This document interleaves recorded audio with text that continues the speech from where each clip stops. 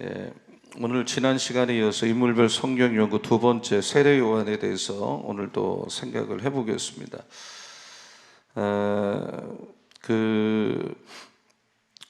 어떤 사람은 굉장히 오래 살지만 그 삶이 값지지 않은 사람도 있잖아요. 참 뭐 저렇게 사나 하는 사람도 있을 수 있고, 어떤 사람은 뭐 굉장히 짧게 살았는데 너무 보기 좋게 값지게 사는 사람도 있죠. 그러니까 사람의 행복은 정말 값진 일을 위해서 내가 일하는 데 있거든요.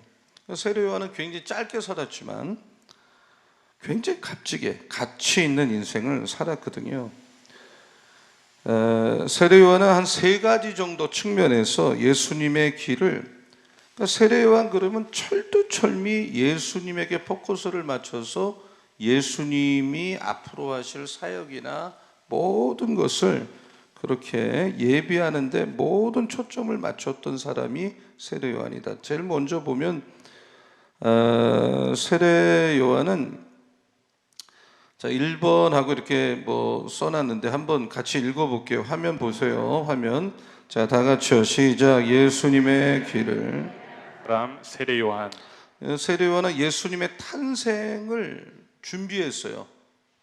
먼저 한 6개월 먼저 태어났는데 예수님처럼 이 세례 요한도 출생 자체가 기적이죠. 그 부모가 아버지가 샤가랴고 어머니가 엘리사벳인데 제사장 집안인데 굉장히 경건한 집안이라 그랬잖아요. 근데 그 세례 요한의 어머니 엘리사벳은 이 아이를 가질 수 없는 불임 여성이었거든요. 자, 누가복음 1장 7절을 한번 볼게요. 자, 여러분 프리투물 따라오면 그대로 하는 거예요. 자, 다 같이요. 시작. 엘리사벳이 잉태를 못하므로 그들에게 자식이 없고 두 사람의 나이가 많더라. 네, 자식이 없죠. 나이도 많고 불임 여성이란 말이에요. 근데 천사가 와서 너도 아이를 낳을 수 있다 이렇게 알려줬는데 그 샤가랴가 남편이 그걸 믿지 않았어요. 그래서 잠시 동안 벙어리가 됐어요. 근데 하나님이 또 입을 풀어줬단 말이에요. 이제 하나님이 엘리사벳에게 너는 아이를 가질 것이다. 자, 누가복음 1장 42절을 보면 엘리사벳은 아이를 가졌을 때 그 엘리사벳이 성령 충만하니까 이 엘리사벳 뱃속에 있는 세례 요한까지 성령 충만했다 이 말이에요. 자, 한번 읽어볼게요. 엘리사벳이 시작. 엘리사벳이 마리아가 문안함을 들으매 아이가 복중에서 뛰노는지라 엘리사벳이 성령의 충만함을 받아. 그러니까 태어나지도 않았는데 아직 뱃속에 있는데 엄마 뱃속에 있는데 성령 충만하고 뭔가가 어릴 때부터 영이 아주 강건한 이런 세례 요한인 걸 볼 수가 있죠. 우리 여성들이 임신했을 때 또 기도 많이 해야 되거든요. 여러분이 성령 충만해야 이 태 속에 있는 아이도 성령 충만할 줄로 믿습니다. 부모가 성령 충만하니까 그게 영향을 끼친단 말이에요. 그러니까 세례 요한은 이스라엘 자손을 하나님 앞에 많이 돌아오게 했고 엘리야의 심령과 능력을 가졌다 이렇게 말을 하고 있어요. 자, 누가복음 1장 16절 17절 말씀. 자, 다 같이요. 시작. 이스라엘 자손을 주 곧 그들의 하나님께로 많이 돌아오게 하겠습니다. 하늘로부터 소리가 있어 말씀하시되. 이거 아닙니다. 이거 뭐가 잘못됐어요.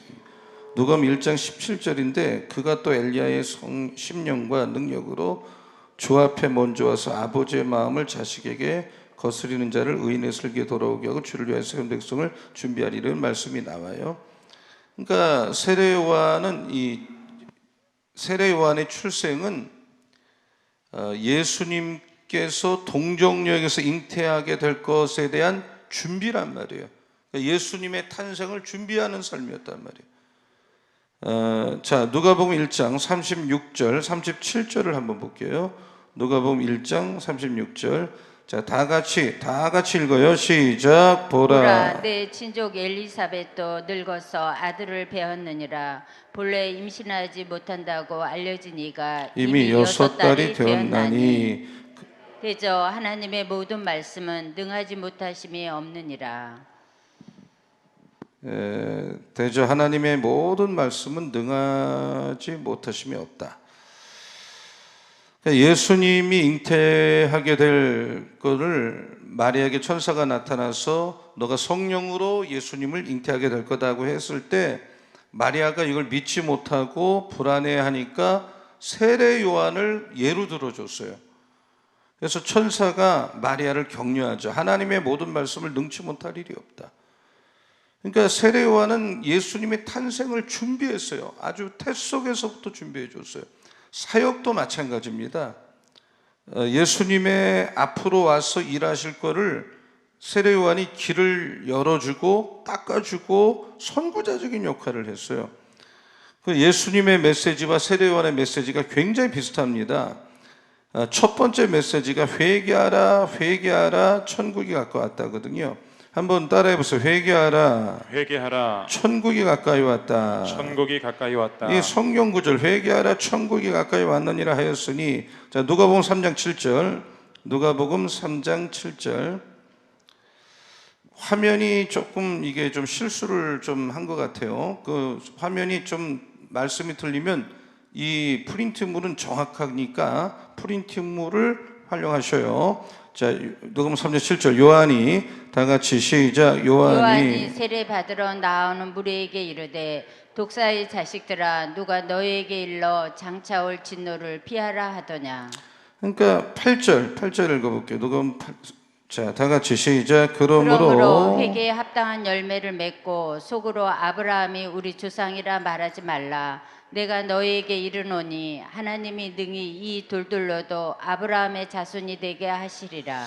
설교가 아주 강해요. 세례 요한은. 그런데도 거기 모이는 거 보면 대단해. 요즘 독사의 자식들아 이러면서 설교하면 그거 나만 하겠습니까? 그런데 그런 식의 설교를 했어요. 근데도 막 모이는 거예요. 그 설교 들으려고. 그 예수님의 메시지도 굉장히 그 회개를 강조하셨어요. 자, 마태복음 4장 17절. 마태복음 4장 17절. 자, 다 같이요. 시작. 이때부터 예수께서 비로소 전파하여 이르시되 회개하라. 천국이 가까이 왔느니라 하시더라. 네, 마가복음 1장 14절 15절 한번 읽어볼게요. 마가복음 1장 14, 15절. 예, 다 같이 시작. 요한이 잡힌 후 예수께서 갈릴리에 오셔서 하나님의 복음을 전파하여 이르시되 내가 찾고 하나님의 나라가 가까이 왔으니 회개하고 복음을 믿으라 하시더라. 그러니까 이 메시지가 그 세례요한이 먼저 회개에 대한 설교를 했는데 예수님도 회개에 관한 메시지를 전하고 있잖아요. 그러니까 선구자적인 준비를 세례요한이 했다. 그러니까 세례요한은 이름처럼 세례를 베푸는 것이 세례요한의 주 사역이었는데 세례요한의 세례는 회개하게 하는 세례지만 예수님의 세례는 성령 세례, 불세례거든요.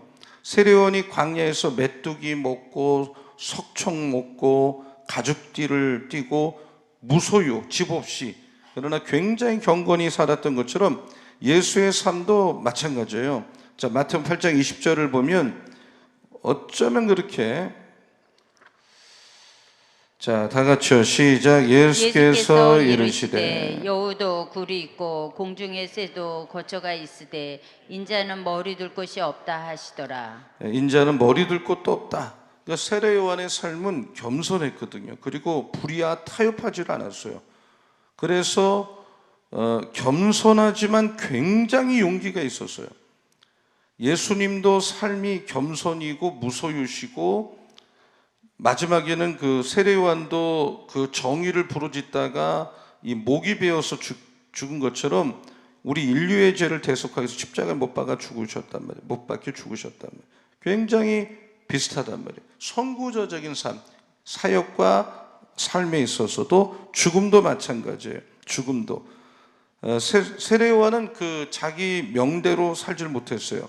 불의하고 대항하고 항거하다가 감옥에 갇히고 쟁반에다가 목베어서 최후를 맞이했다면 인간적으로 보면 굉장히 비참해요. 인간적으로 보면. 그런데 성경의 평가는 그렇지가 않아요. 자, 누가복음 7장 28절을 보면 그렇게 비참하게 죽은 것 같은데 예수님은 여자가 낳은 자 중에 요한보다 큰 자가 없다 그랬어요. 한번 읽어볼게요. 이 말씀은 세례 요한에 계속 따라다니는 말씀이거든요. 자, 다 같이요. 시작. 내가 너희에게 말하노니 여자가 낳은 자 중에 요한보다 큰 자가 없도다. 그러나 하나님의 나라에서는 극히 작은 자라도 그보다 크니라 하시니. 그러니까 세례 요한은 예수님하고 가까이 만나기도 하고 동시대 사람이고 연배도 비슷하지만 이 예수님에 대한 세례 요한의 태도는 확고부동이에요. 뭐 예수님에게 조금도 함부로 하지 않아요. 자, 마태복음 3장 11절을 한번 보면 참 세례 요한이 이런 말을 하죠. 나는 다 같이요. 시작. 나는 너희로 회개하게 하기 위하여 물로 세례를 베풀거니와 내 뒤에 오시는 이는 나보다 능력이 많으시니 나는 그의 신을 들기도 감당하지 못하겠노라. 그는 성령과 불로 너희에게 세례를 베푸실 것이요. 자, 요한복음 1장 27절을 볼게요. 1장 시작. 곧 내 뒤에 오시는 그이라. 나는 그의 신발끈을 풀기도 감당하지 못하겠노라 하더라. 그러니까 나는 그분의 신발끈을 풀어주기도 나는 감당할 수가 없다. 그러면서 유명한 고백을 하죠. 요한복음 3장 30절. 어떻게 보면 오늘 메시지의 주제와 같은 건데, 자, 다 같이요. 시작. 그는 흥하여야 하겠고 나는 쇠하여야 하리라 하니라. 자, 따라서 예수님은 흥하여야 하고 나는 쇠하여야 하리라. 이것이 주님을 따르는 진정한 사람의 자세인 줄로 믿습니다. 다 삶을 다 바치고 죽기까지 하고도 세례 요한은 사역자로서 어떤 대가도 바라지 않는 거예요. 진짜 예수님을 섬기는 사람이에요. 어떤 경우도 예수님은 영광을 받으시고 나는 자꾸 숨겨지고 나는 드러나지 않아도 좋고. 그러니까 세례 요한은 자기의 위치, 자기의 어떤 이 사역이 뭔지를 정확하게 아는. 그러니까 세례 요한은 월권 같은 거를 안 해요. 사람이 항상 이 월권하면 안 되잖아요. 자기 위치를 알고 자기 다 분수를 알아야 되는 거잖아요. 그렇다고 사역에 포기도 없어요. 어떤 사람은 자꾸 월권을 한단 말이에요. 자기 분야 아닌 거를 자꾸 넘어가려고. 그 위험한 거거든요. 어느 단체나 회사 가서도 월권하면 다 싫어해요. 교회에서도 월권하면 안 돼요. 그렇다고 또 포기해도 안 되는 거예요. 사람은 자기 위치를 알아야 돼. 자기가 뭘 맡았는지 정확하게 파악을 하고 그렇게 한다는 게 생각만큼 쉬운 게 아니란 말이에요. 근데 세례 요한은 누구보다 자기 위치를 잘 알았어요. 이것이 세례 요한의 아주 훌륭한 면이다. 자, 요한복음 1장 19절을 한번 볼게요. 요한복음 1장 19절. 자, 같이요. 시작. 유대인들이 예루살렘에서 제사장들과 레위인들을 요한에게 보내어 내가 누구냐 물을 때 요한의 증언이 이러하니라. 그러니까 세례 요한에게서 굉장히 강한 역사가 일어나니까 사람들이 혹시 세례 요한이 메시아 아닌가? 앞으로 오신다고는 메시아 아닌가? 이런 생각을 가지고 당신 누구요? 당신 누구요? 그러면 내가 누구냐고. 내가 메시아지, 내가 능력자지, 내가 신이지, 당신들 누굴 찾느냐, 이렇게 말할 법한데 세례 요한은 정말로 숨김없이 자기에 대해서 얘기를 해요. 나는 그리스도가 아니다. 한번 따라해 보세요. 나는 그리스도가 아니다. 그리스도가 아니라. 자, 요한복음 1장 20절. 이 사람들의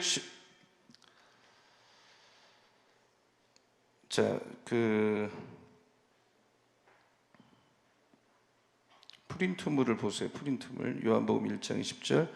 자, 이거 잘못됐어요. 지금 시작. 요한이 드러내어 말하고 숨기지 아니하니 드러내어 하는 말이 나는 그리스도가 아니라 한데. 나는 그리스도가 아니다. 나는 뭐 하는 사람이냐? 23절에 보면 유명한 고백을 해요. 23절 맨 아래쪽에 시작. 이르되 나는 선지자 이사야의 말과 같이 주의 길을 곧게 하라고 광야에서 외치는 자의 소리로라 하니라. 자기는 무엇 때문에 이 땅에 왔느냐면 주님의 길을 예비하기 위해서, 곧게 하기 위해서 왔고 나는 광야에서 외치는 자의 소리다. 한번 저를 따라서 나는 광야에서 외치는 자의 소리다. 외치는 자의 소리다. 여러분 그 소리가 뭡니까? 저가 지금 마이크로 소리가 나가지만 이 소리가 계속 유지되지 않잖아요. 말을 안 하면 소리는 끊어지잖아요. 사운드가 안 나오잖아요. 광야에서 외치는 자의 소리, 잠깐 들리다가 안 들리는 그런 소리와 같다 이거예요. 자기는 왕이 딱 어디를 입장을 하면 나팔수가 뿌 하고, 그러나 그 왕을 빛내기 위해서 나팔수가 있는 거지 본인이 거기서 주인공 될 수는 없단 말이에요. 나팔수를 누구도 주목하지 않는단 말이에요. 세례요한은 그냥 사람들이 한 번 보고 저 사람 뭐 예수님의 길을 예비하는 사람이네 하고 없어지는 사람이란 말이에요. 될 수 있으면 자기는 안 보이는 거죠. 그리고 기억도 안 나는 거예요. 이게 세례요한의 자세거든요. 나는 소리다. 해보세요. 나는 소리다. 그냥 일하고 사라지는 거예요. 그 일만 하고 자기는 더 이상 뭐 영광 받을 생각도 없는 거예요. 1885년 4월 7일에 우리 한국에 언더우드가 들어왔잖아요. 언더우드. 저를 보세요. 이제 프린트. 20살 젊은 나이에 왔는데, 언더우드가 한국말을 익히고 나서는 한복을 입고 다녔대요. 그 외국 사람이. 그리고 그 갓도 쓰고, 그리고 뭐 가끔은 나귀도 타고 다녔지만 자동차가 없는 시대니까 수십리 걸어가지고 이런 시골 같은 데 가서 복음 전하고, 배고프니까 이제 뭐 이런 밥집에 가서 밥 먹는데 그 외국 사람이 말이에요. 그 된장찌개 뭐 김치찌개 그거 갑자기 먹으려면 그게 그 사람들 입맛에 안 맞죠. 우리는 날 때부터 먹으니까 맛있지만, 한 번은 시골 오두막에서 이렇게 밥을 이렇게 먹는데 외국 사람이 한국 밥을 먹으니까 동네 사람들이 막 와서 구경하고 뭐 손가락질도 하고, 근데 어떤 젊은 청년이 언더우드를 향해서 그랬대요. 아, 저것이 말이야, 그것이 말이야, 마치 무슨 물건처럼 밥도 다 먹네 그랬대요. 이건 모독하는 거잖아요. 사람한테 그것이가 뭐예요? 저것이가 뭐예요? 그랬더니 언더우드가 자기를 그것이 저것이, 한국말도 잘하는데 그렇게 말을 했지만 언더우드는 그때 난 밥만 먹는 게 아니라 국도 먹어요 이렇게 말했다. 언더우드는 그거를 조금 더 자기를 모독한다고 느끼는 게 아니에요. 언더우드 마음속에는 언제나 하나님의 영광이 있기 때문에 그 안에서 하나님 일을 하는 그 속에서 하나님의 영광을 보는 거지, 뭐 그것이 저것이 때문에 사역을 못하겠다 하겠다 그런 사람은 아니란 말이에요. 오늘날에는 예수님까지 부려먹으려고 하는 하나님의 일을 하는 사람, 예수님이 종이 되어야 할 사람이 자기가 예수님을 부려먹으려고 그래. 막 그냥 자기가 주인 노릇하려고 그래. 안 되잖아요. 안 되잖아요. 그런 신앙생활은 교만하고 말이에요. 여러분, 정말 우리는 세례요한에게서 배워야 돼요. 저를 따라해. 나는 소리이다. 이 마음으로 하나님 일 하시기를 축원합니다. 축원합니다. 저를 따라해 보세요. 하나님, 주의 영광을 보게 해주세요. 이런 마음으로 여러분 기도하시고 하나님 일 하시기를 축원합니다. 세례 요한의 메시지는 굉장히 단순하고 직설적이고 메시지가 딱 두 종류였어요. 다시 한번 보면 마태복음 3장 1절을 한번 볼게요. 마태복음 3장 1절 1페이지의 그 두 번째 주제죠. 마태복음 3장 1절. 자, 다 같이 읽겠습니다. 시작. 그때 세례 요한이 이르러 유대 강야에서 전파하여 말하되 3장 1절 2절 한번 볼게요. 2절 시작. 회개하라 회개하라. 천국이 가까이 왔느니라 하였으니. 그러니까 세례 요한의 메시지는 첫째는 저를 따라 회개하고 회개하고 예수를 믿으라. 예수를 믿으라. 다시 따라 회개하고 회개하고 천국에 들어가라. 천국에 들어가라. 그러니까 항상 메시지가 회개하라예요. 회개하라. 회개하고 예수 믿으세요. 회개하고 천국 가세요. 이거란 말이에요. 회개. 저를 따라 회개하라. 회개하라. 이건 기독교의 핵심 메시지가 회개란 말이에요. 회개가 뭡니까? 두 단어가 합친 거거든요. 메타, 다르다. 생각, 노에오, 이 두 단어가 합성어예요. 생각을 다르게 해라. 생각을 고쳐 먹어라. 후회하는 거 있죠. 아, 내가 이렇게 살지 말았어야 되는데 후회하는 건 회개가 아니란 말이에요. 여러분이 예수를 믿었다면, 만났다면 옛날과는 확연하게 다른 삶을 사시기를 축원합니다. 담배를 끊든지 술을 끊든지 뭔가 바뀌어야 돼요. 예수 믿기 전하고. 아멘. 사는 게 획기적으로 전환이 돼야 돼. 그게 회개예요. 약간 후회하고 약간 눈물 안 흘려도 되죠. 회개에 합당한 열매를 맺어야 될 줄로 믿습니다. 입으로만 하는 회개, 눈물 좀 흘렸다고 회개? 아니라 이거예요. 폼생폼사, 폼만 그럴듯해. 아니요. 정말 예수를 믿었다면 거기에 합당한 열매를 맺어라 그랬어요. 획기적인 말이 바뀌어야 돼. 태도가 바뀌어야 돼. 생각이 바뀌어야 돼. 제일 불쌍한 사람이 뭡니까? 예수를 믿다가 예수를 떠나거나 멀리하는 사람이 제일 불쌍하단 말이에요. 마치 짓다가만 건물과 같단 말이에요. 회개하면서 예수 믿는 사람다운 열매가 전혀 없는 그런 삶. 아니 예수 믿으면 예수 믿은 기념으로라도 술 안 먹고 담배 안 피워야죠. 기념으로라도. 우리에게는 회개에 합당한 열매가 있어야 돼. 그럼 모든 부흥은 회개로부터. 어린이도 회개하면 그 부서가 부흥하고, 청소년도 부흥하고, 청년도 부흥하고, 모든 한 사람이 회개하면, 그 집안의 가장이 회개하면 그 집안이 바뀌는 거예요. 영적인 부흥이 일어나는 거예요. 회개 없는 부흥은 없는 거예요. 믿으면 아멘 하시 바랍니다. 진짜 부흥은 정말 누군가 가슴을 치고 회개하고 삶의 변화를 받아서 새 사람 돼야 된다. 그러니까 세례요한의 메시지는 회개하라. 다시 한번 더 회개하고 예수 믿으라. 회개하고 예수 믿으라. 그런데 그런 설교를 하는데도 거기에 사람들이 줄 서서 들었다. 그 당시에 엄청나게 모였어요. 그리고 요한의 설교는 천국이 갖고 왔다. 그러니까 회개하라. 한번 따라서 천국이 가까이 왔느니라. 천국이 가까이 왔느니라. 이 천국이라는 것은 이 장소 개념이 아니라 하나님이 다스리는 곳. 오늘 여러분의 마음을 예수님이 다스리시기를 축원합니다. 그게 천국이에요. 오늘 여러분의 마음에 정말 천국이 있기를 축원합니다. 내 주 예수 모신 곳이 그 어디나 뭐예요? 하늘나라.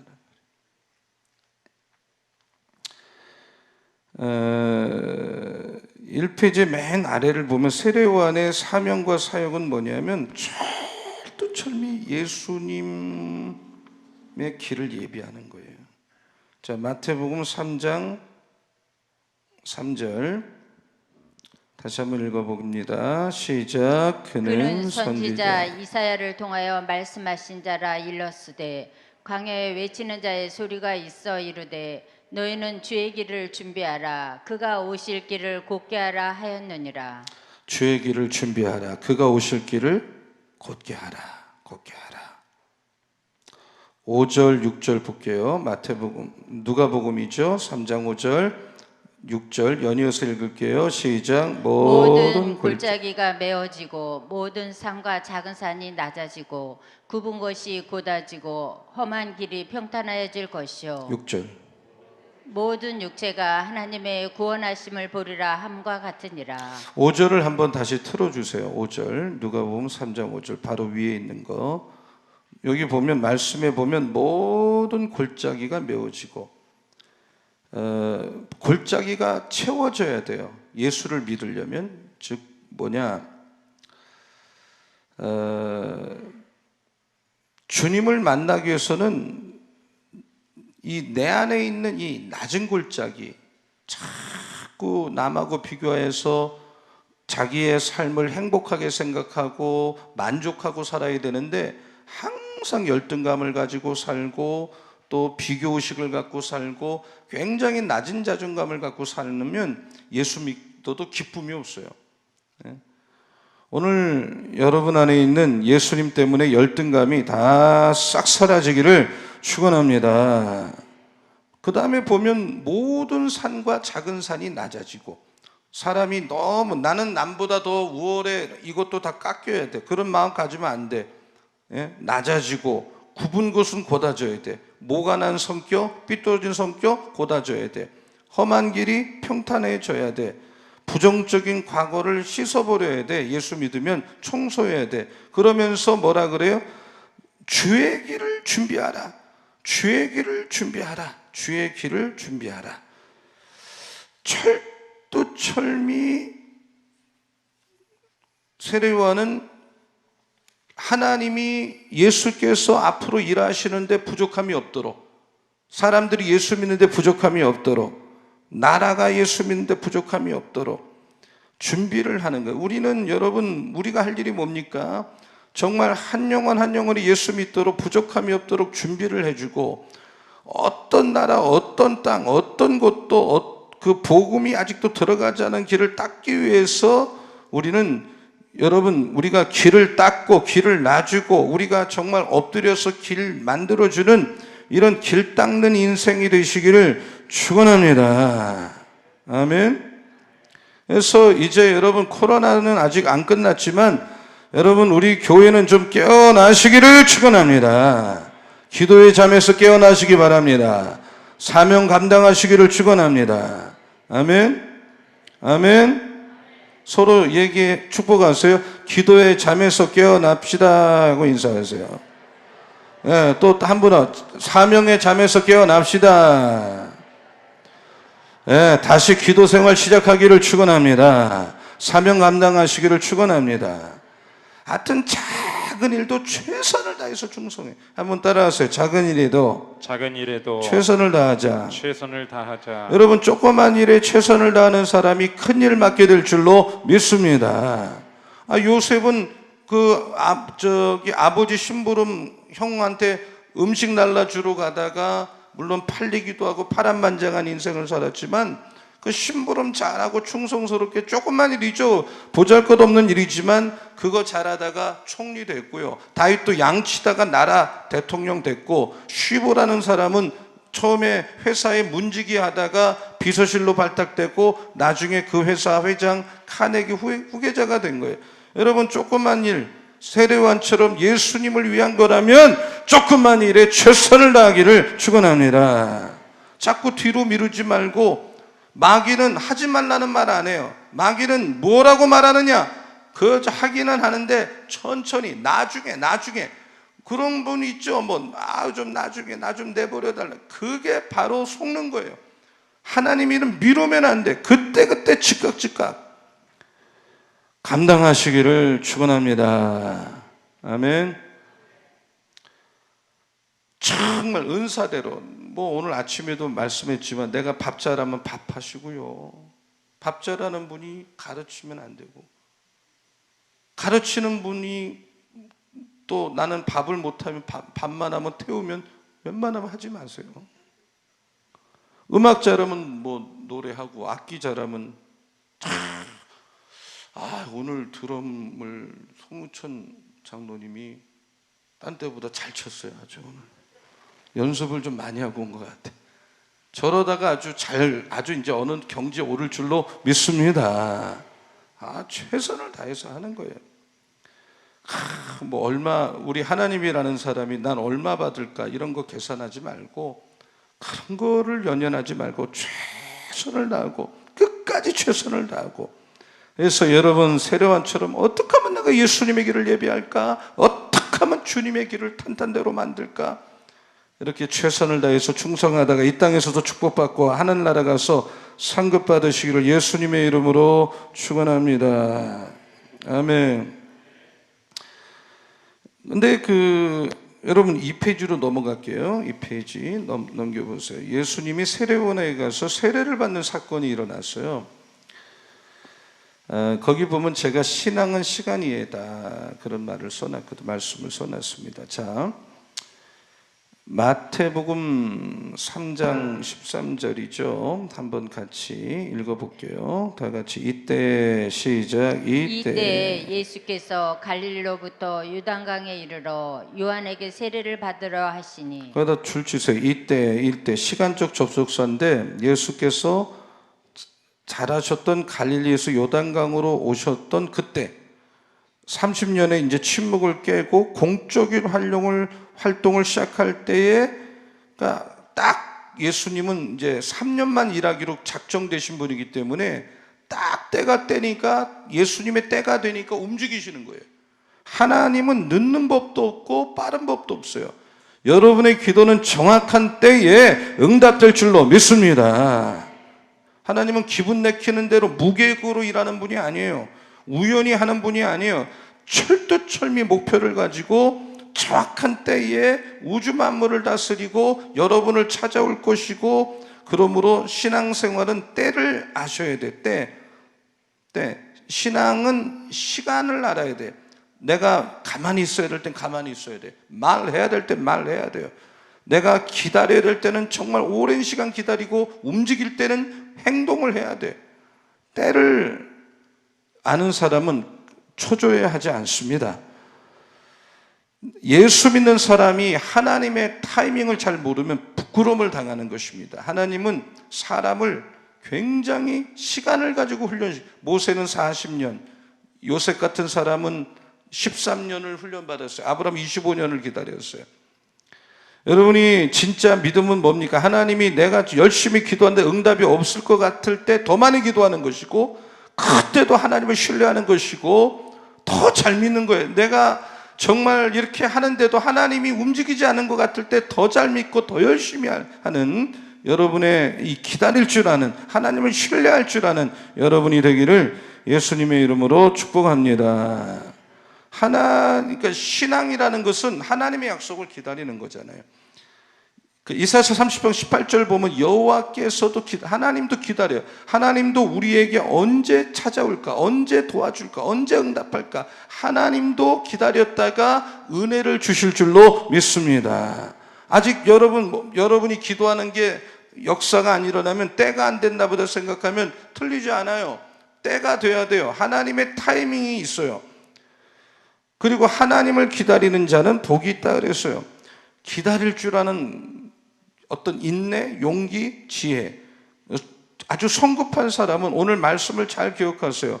예수님이 30이 딱 되니까 침묵을 깨고 딱 활동을 하신단 말이에요. 근데 예수께서 참 재미난 말씀은 세례를 베푸셔야 될 분이 세례를 받으러 오셔요. 자, 13절을 보면, 자, 거기 보면 다시 한번 읽어볼게요. 13절 보세요. 13절. 이때 시작. 이때 예수께서 갈릴리로부터 요단강에 이르러 요한에게 세례를 받으려 하시니.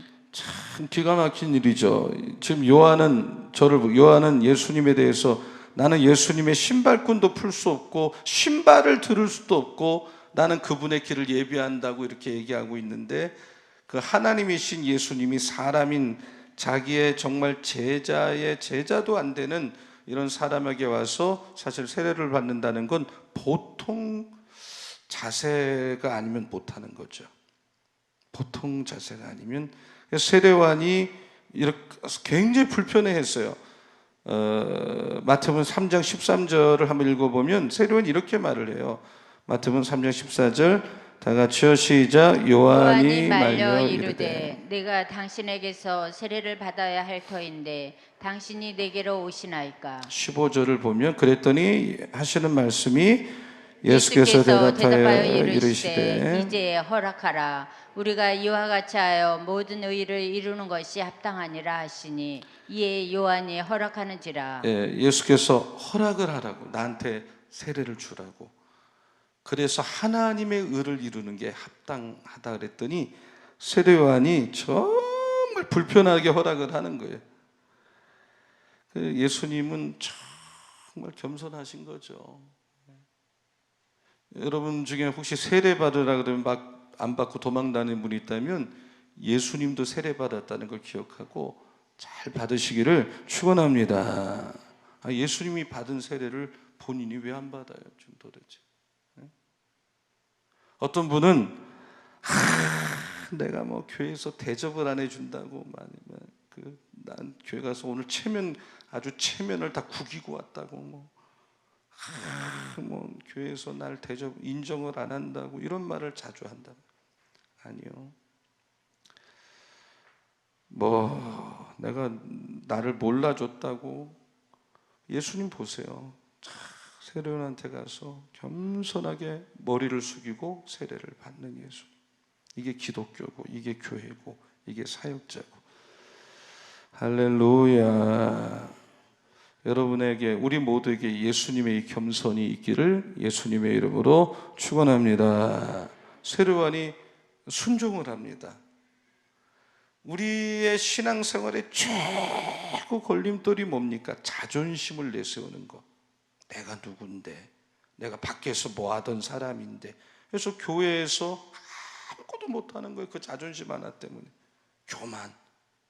그 예수 믿으면서 자존심 꺾지 못하고, 그 콧대를 꺾지 못하고 하기 때문에 예수 믿는 게 재미가 없는 거예요. 항상 원망, 불평, 시비, 비판이 있는. 정말 하나님이 원한다면 내 경험이 뭐 그렇게 대단해, 전통이 뭐 그렇게 대단해, 내 고집이 뭐 그렇게 대단해, 그 자존심이 뭐 그렇게 대단하냐 말이에요. 여러분이 여러분을 낮추지 않을 때 하나님이 낮추는 작업을 하십니다. 우리는 기다릴 땐 기다려야 됩니다. 그리고 잘 이해가 되지 않는 일이 일어나면 가만히 하나님이 하시는 일을 기다려야 돼. 믿으면 아멘. 아멘. 제가 이제 코로나 때문에 생각을 많이 해봤어요. 야, 코로나 대단하다. 6개월, 5개월. 근데 코로나가 좋은 점이 뭐냐면, 이건 뭐 저의 경우고 사람마다 다 다르지만, 요즘 뭐 이제 소그룹 모임 하지 말라 그러니까 이 제자훈련을 안 할 때, 저는 제자훈련에 굉장히 많은 반을 하다 보니까 제자훈련을 하면 다른 거 전혀 못해요. 근데 한 주, 두 주 또, 그러니까 묵상할 시간이 굉장히 또 많더라고요. 아침 시간을 쓰는 거죠. 설교도 준비하고 이런 것도 준비하고. 그런 유익도 있으니까 우리가 코로나는 빨리 종식돼야죠. 소멸돼야 마땅하죠. 그거는 말할 것도 없어요. 그러나 그 속에서도 좋은 걸 찾아내야 되거든요. 그래서 제가 엊그젠가 어디 모임에 가서 여기 어디 그 담임 목사님 그 취임하는 데 가가지고 회중에 앉아가지고 마스크를 썼는데 굉장히 취임식이 길더라. 그래서 마스크 쓰고 예배 드리는 여러분이 정말 존경스럽더라고요. 대단하세요, 여러분. 진짜 힘들죠? 대답도 하기 싫죠? 표정이 막 그냥 대단하세요. 한번 서로 격려하세요. 대단하십니다 하고 격려해 보세요. 제가 써보니까 여러분 대단해요. 진짜 정말 박수 쳐드릴게요. 내가 쳐드릴게요. 대단하셔. 진짜 2시간 정말 어쩌면 그렇게 불평 없이 집에서 하시는지 몰라도 어떻게. 근데 여러분 나중에 이렇게 하는 이것이 여러분 아주 또 다른 면으로 여러분이 강한 신자가 될 때가 올 줄로 믿습니다. 이것이 우리를 강하게 만들 거예요, 앞으로. 아멘. 이 어려운 때 말씀 배우고 기도하고 하는 것이 나중에는 우리를 강한 신자 만들 줄로 믿습니다. 예수님이 세례를 받는데 하늘문이 활짝 열렸어요. 16절. 자, 참 저는 이 말씀을 너무너무 좋아하는데, 자, 다 같이 시작. 예수께서 세례를 받으시고 곧 물에서 올라오실새 하늘이 열리고 하나님의 성령이 비둘기같이 내려 자기 위에 임하심을 보시더니. 하늘이 쫙 열렸어요. 오늘 밤에 하늘문이 열리기를 축원합니다. 하나님이 여러분에게 비전을 주시기를 축원합니다. 여러분 저 보세요. 왜 어려운데도 하나님 일을 합니까? 하나님이 꿈을 주니까 하는 거예요. 왜 순교도 합니까? 하늘문이 열리니까 힘이 안 든, 죽을 때 힘이 안 되는 거예요. 낙심 같은 게 안 되는 거예요. 하나님이 힘 주니까. 그리고 세례받고 올라오는데 비둘기 같은 성령이 임한 거예요. 오늘 여러분에게 성령 임하기를 축원합니다. 우리 교회가 성령 충만하기를 축원합니다. 교회는 성령이 있을 때 부흥할 줄로 믿습니다. 성령이 임하려면 기도 많이 해야 되고, 기도 많이 하니까 성령이 임하는 줄로 믿습니다. 성령 받고 일하시기를 축원합니다. 성령 없이 몇 달을 하겠다는 거예요? 성령 안 받고 어떻게 하나님 일을 하겠다는 거냐 말이에요. 예수님도 성령이 필요하셨습니다. 이 능력을 받고 하나님 일을 하시는 거예요. 사역을 시작하면서. 그리고 하나님의 음성이 들렸는데, 이는 내 사랑하는 아들이요 내 기뻐하는 아들이다. 하늘의 비전과 환상을 보시고, 여러분도 오늘 밤에 하나님이 여러분 뭐 대단한 일을 하고 무슨 일을 성공하고 그래야만 여러분 좋아하는 분이, 인간 세계는 그러겠죠. 하나님 그렇지 않습니다. 있는 모습 그대로 나오고, 때로 실패하고 많이 넘어지고 좌절해도 여러분에게 이 음성만 있다면, 너는 내 사랑하는 아들이야. 나는 너 변함없이 사랑해. 너 실패했지만 괜찮아. 또 일어나면 되는 거야. 넌 내 기뻐하는 사람이야. 우리가 이 음성을 들으면 우리는 어떤 경우도 낙심할 이유가 없어요. 여러분의 어떤 뭐 수준에 의해서 하나님 여러분 사랑하고 사랑했다 안 했다 그런 분이 아니에요. 너는 내 사랑하는 아들이요 내 기뻐하는 자라. 오늘 이 음성이 여러분에게도 들리기를 축복합니다. 아멘. 가까이서 본 세례원의 삶이 나오거든요. 가까이서 본 세례원의 삶. 요한복음 10장 41절만 한번 읽어볼게요. 10장 31절이 화면을 틀어주세요. 31절부터 다시. 프린트물은 없어요. 요한복음 3장 31절. 자, 한번 화면 보세요. 프린트물 없고요. 시작. 위로부터 오시는 이는 만물 위에 계시고 땅에서 난 이는 땅에 속하여 땅에 속한 것을 말하느니라. 하늘로부터 오시는 이는 만물 위에 계시나니. 자, 이 말씀 뭐냐면 세례요한이 하는 성경에서 하나님 예수님은 하늘로부터 왔다는 거예요. 그리고 만물 위에 충만하고 자기는 땅에 속했고 땅의 것을 말하고, 예수님은 하늘로부터 오시는 이는 만물이, 그러니까 예수님하고 자기는 비교가 안 된다 이 말이죠. 32절을 보면요, 예수님은 친히 보고 들은 걸 증언하고 나는 받아서 하는 거야.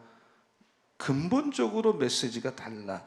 그리고 33절, 그의 증언을 받은 자는 하나님이 참되시다는 것을 인쳤다. 이런 고백을 하면서 34절을 보면 하나님이 보내신 이는 하나님의 말씀을 하나니 이는 하나님이 성령을 한량없이 주셨다. 그러니까 세례요한은 이 영광, 자기 영광을 전혀 구하지 않아요. 그리고 세례요한은 어떤 기적 같은 거 이런 쪽에 사역을 하지 않았어요. 아주 강한 메시지를 전하고 세례를 베풀고 예수님이 길을 짧게 한 1년 했을까 사역을.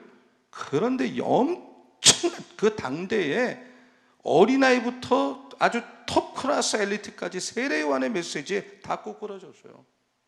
보통 인물이 아니에요. 보통 인물이 아니에요. 그거 아셔야 돼요, 여러분이. 41절을 보면 이런 말이 나와요. 저는 이 말씀에 굉장한 은혜를 받았어요. 자, 다 같이요. 시작. 많은 사람이 왔다가 말하되 요한은 아무 표적도 행하지 아니하였으나 요한이 이 사람을 가르쳐 말한 것은 다 참이라 하더라. 아무 표적 같은 걸 하지 않았어요. 그리고 사람들은 그러나 표적 같은 게 없었지만 이 사람이 예수님에 대해서 하는 말한 것은 다 뭐라고요? 다 진실이다. 다 누구나 인정해 주는 거예요. 이 사람이 예수님에 대해서 하는 말은 다 참이다. 사람들이 여러분이 무슨 말하면 그 사람 말은 다 진실이라고 이렇게 한다면 얼마나 그 참 감사해요. 그 사람 그냥 거짓말만 하고 믿을 수가 없다고 얼마나 안 된 거예요. 사람 말을 안 믿을 때. 세례 요한은 예수님의 탄생, 사역, 죽음까지 한결같이 예수님 한 분에게만 초점을 맞추고 그 길을 예비하는 걸 볼 수가 있습니다. 이런 세례 요한에 대해서 예수님은 칭찬을 하셨어요. 너무너무 칭찬을 하셨어요. 자, 간단하게 정리를 하면 누가복음 7장 28절을 한번 보세요. 이건 계속 세례 요한에게 따라다니는 말씀이에요. 자, 다 같이 시작. 내가 너희에게 말하노니 여자가 낳은 자 중에 요한보다 큰 자가 없도다. 그러나 하나님의 나라에서는 극히 작은 자라도 그보다 크니라 하시니. 이 땅에서 여자가 이 땅에서 위의 상반절은 여자가 낳은 중에 요한보다 큰 자가 없죠. 최고의 극찬이죠. 그러나 하나님 나라 딱 들어가면 정말 자기를 낮춰가면서 정말 생명을 다해서 충성한 사람이 하늘나라 가면 많기 때문에 가보면 아주 작은 자라도 세례요한보다 크다고 그렇게 말을 하는 거예요. 여러분 인생이 금방 아주 화살처럼 빠르고 이슬처럼 금방 사라지고 금방 70되고 80되고 60되는데 너무 빨라요. 근데 여러분 우리가 이 짧은 인생 살면서 정말 값지게 살아야 되거든요. 이런 칭찬을 이 땅에서는 조금 내가 좀 가난하고 남들보다 덜 잘 못 살아도 하나님 앞에 가서 참 아주 넌 큰 사람이다. 너는 훌륭한 사람이다. 이런 여러분 인정을 좀 받으실 수 있기를 축원합니다. 아멘. 자, 마지막 27절 보겠습니다. 27절 다 같이 시작. 기록된 바 보라. 내가 내 사자를 내 앞에 보내노니 그가 내 앞에서 내 길을 준비하리라 한 것이 이 사람에 대한 말씀이라. 그러니까 세례 요한은 그 길을 준비하고 길을 닦아준 예수님이 밟고 갈 수 있도록 그 종교 개혁을 한 사람 중에 우리는 마틴 루터 존 칼빈을 기억하지만 사실 그 주빙글리라고 있거든요. 그 주빙글리가 신구약을 그 취리 방언으로 번역을 했고 루터의 개혁 운동을 더 많이 개혁했다 그래서 주빙글리를 우리는 흔히 개혁파다 이렇게 불러요. 근데 종교개혁이 한창 그 캐톨릭을 대항해서 했을 때 주빙글리하고 아주 묘하게 루터하고 갈등이 있었어요. 이게 좀 갈라설 수밖에 없는. 이것 때문에 주빙글리가 굉장히 괴로워했어요. 하던데 스위스의 어느 산 모퉁이에서 자기가 어떻게 해야 되는지 답을 찾았는데 이 외나무 다리에 이쪽에도 염소가 가고 이쪽에 염소가 가는데 마주쳤는데 서로 안 가려고 버티면 누군가 하나 떨어져야 되는데 한 염소가 이렇게 몸을 낮추고 자기를 밟고 가게 해서 밟고 가는 걸 우연히 봤어요. 그때 자기가 어떻게 해야 되는 것을 알았어요. 나는 길을 만들어주는 인생을 살아야 되겠네. 누가 나를 밟고 가도록 길이 되어줘야 되겠구나. 그리고 다시 협력하게 됐다는 얘기는 유명한 얘기죠. 우리가 좀 남이 길을 갈 수 있도록 길 만들어주고 남 잘 되는 것을 응원해주고 박수해주고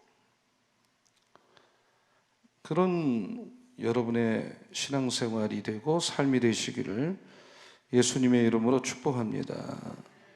아니면 반대로 정말 나 때문에 내 말 한마디 때문에 주님의 일들이 자꾸 막힙니까? 자꾸 장애가 됩니까? 그건 길 닦는 게 아니라 길을 막는 거란 말이에요. 얼마나 은혜롭지 못한 거냐 말이에요. 그 말 한마디 함부로 해갖고 자꾸 내 행동 거지 때문에 하나님 일이 자꾸 막힌다면 안 된단 말이에요.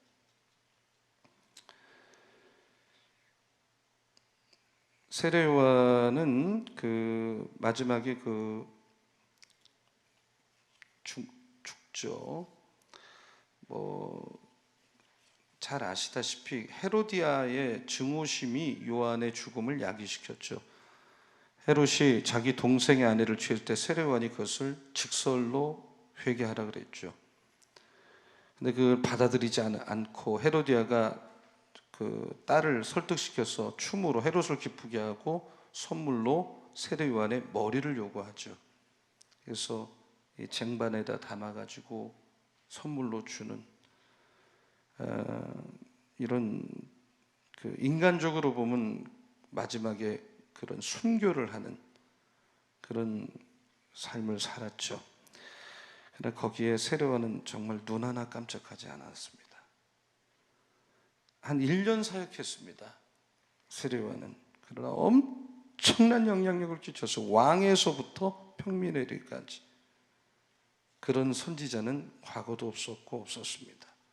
예수님은 여인이 난 자 중에 가장 훌륭하다 칭찬하셨어요. 한 5가지 정도, 6가지 정도 그 좀 딱딱한 문장이지만 거기 있습니다. 읽고 오늘 세례요한 공부를 마칩니다. 1번 맨 마지막 결론이에요. 영적 교훈. 요한은 다 같이요. 시작. 요한은 외모상으로 거칠고 말끔하지는 못했지만 백성의 마음을 회개로 촉구하는 일에는 분명한 확신을 가지고 있었습니다. 2번 그는 메시아를 증거하였고 전파하였습니다. 기독교인이 할 수 있는 최고의 일은 그리스도의 말씀을 증거하는 것이며 그의 가르침에 따라 진실되게 살아가는 것입니다. 3번 그는 흥하여야 하겠고 나는 쇠하여야 하리라는 그의 고백이 우리들의 신앙 고백이 되어야 하겠습니다. 4번 기독교인과 교회의 역할은 잃은 자들을 우리 자신이 아닌 예수님에게로 인도하는 데 있어야 합니다. 5번째 그들이 우리와 교회 안에서 예수 그리스도를 느낄 수 있다면 마음의 문을 열 것입니다. 5번째 세례 요한의 위대한 점은 그의 메시지에 있습니다. 그는 백성들에게 예수님을 만나도록 준비시켰습니다. 길 닦는 자의 삶을 살았습니다. 요한은 진지한 진지한 성품을 가진 가진 사람입니다. 세상은 거짓이 가득하지만 세례 요한의 중심은 늘 진실했습니다. 오늘 밤에 하나님의 축복 여러분 위에 함께 하시기를 축원합니다.